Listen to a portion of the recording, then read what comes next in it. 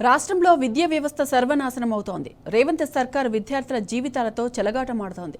ఏడాదిన్నర కాలంగా ప్రభుత్వం ఆర్జీఎఫ్ పథకాన్ని అటకెక్కించింది. ఫలితంగా ఇంటర్, డిగ్రీ, ప్రైవేటు కాలేజీలు ఒక్కొక్కటిగా మూతపడుతున్నాయి. లక్షలాది మంది పేద విద్యార్థుల భవిష్యత్తు అంధకారంలో పడిందన్న విమర్శలు వెల్లువెత్తుతున్నాయి. కాంగ్రెస్ పాలనలో రాష్ట్రంలో విద్యా వ్యవస్థ కుప్పకూలుతోంది. ఇప్పటికే గురుకుల విద్యాలయాలను పాలకులు నిర్వీర్యం చేశారు. గురుకులాల్లో విద్యార్థులకు నాణ్యమైన భోజనం అందించడం లేదు, కాస్మెటిక్ ఛార్జీలు చెల్లించడం లేదు.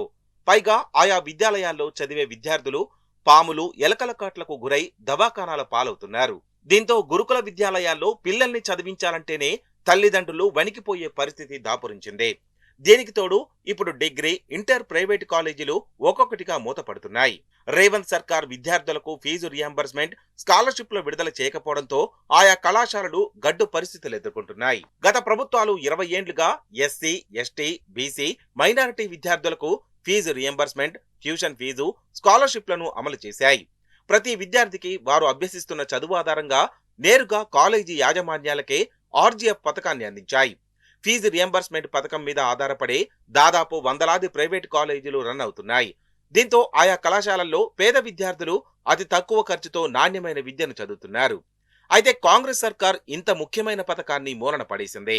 గత 16 నెలలుగా ప్రైవేట్ కాలేజీలకు ఫీజు రియంబర్స్మెంట్, ట్యూషన్ ఫీజు, బోధనా రుసుము కింద ₹1 కూడా ఇవ్వడం లేదు. ఒక్క నల్గొండ జిల్లాలోని ప్రైవేట్ కాలేజీలకు ప్రభుత్వం ₹200 కోట్ల బాకీ పెట్టింది.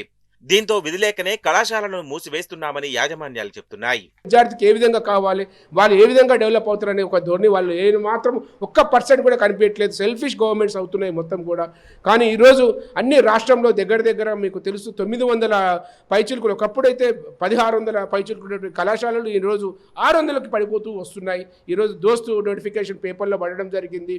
లాస్ట్ ఇయర్ ఫస్ట్ ఫేజ్లో 97,000 విద్యార్థులు అడ్మిషన్స్ పొందుంటే ఈసారి 67,000 మంది మాత్రమే అడ్మిషన్స్ పొంది ఉన్నారు. క్లియర్గా ఈరోజు పేపర్లో రావడం జరిగింది. దీనికి అందరి కారణం ఏంటంటే ఆర్టీఎఫ్ ఎంటీ రిలీజ్ చేసినట్లయితే పేద మధ్య తరగతులు, నిరుద్యోగ వ్యక్తులు నిర్మించుకునే ఇలాంటి కళాశాలలు, అందులో పనిచేసే వేలాది మంది అధ్యాపక బృందాలకు కూడా వృత్తి కల్పించినట్లు అవుతుంది.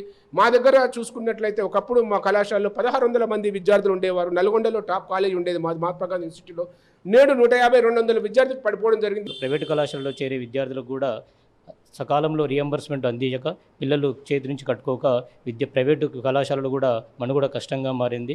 తద్వారా ప్రైవేటు పేద అధ్యాపకులు నిర్మించుకున్నటువంటి అధ్యాపకులు ప్రారంభించుకున్నటువంటి ప్రైవేట్ కళాశాలలు కూడా మూతపడే స్థాయికి వచ్చి చాలామంది స్వయం ఉపాధితో తయారు చేసుకున్నటువంటి కళాశాలతోని నిరుద్యోగులుగా మారే పరిస్థితి ఎదురైంది. కావున ప్రభుత్వము దృష్టి సారించి ప్రైవేటు కళాశాలకు ఇవ్వాల్సినటువంటి రియంబర్స్మెంటు, అదేవిధంగా ప్రైవేటు కళాశాల విద్యార్థులకు ఇవ్వాల్సినటువంటి మెస్ ఫీజు కూడా వెంటనే రిలీజ్ చేయాలని ఈ తరపున డిమాండ్ చేస్తున్నాము.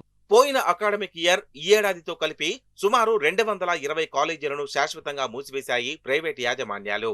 ఏకంగా కళాశాల భవనాలకు తాళాలు వేశారు.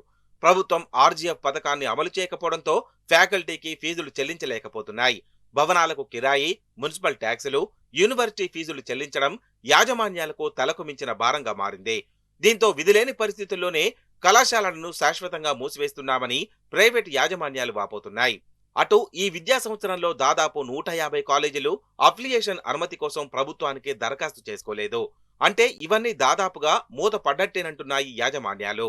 దయచేసి ప్రభుత్వాలు మా యొక్క విద్యా సంస్థలను దృష్టిలో పెట్టుకొని వెంటనే విద్యార్థులకు చెల్లించినటువంటి ఫీజు బకాయిలను, కళాశాల జమించినటువంటి ఫీజు రియంబర్స్మెంట్లను వెంటనే విడుదల చేసి మా యొక్క ప్రైవేటు విద్యా సంస్థల యొక్క మనుగడను కాపాడాలని ఈ సందర్భంగా కోరుకుంటున్నాము.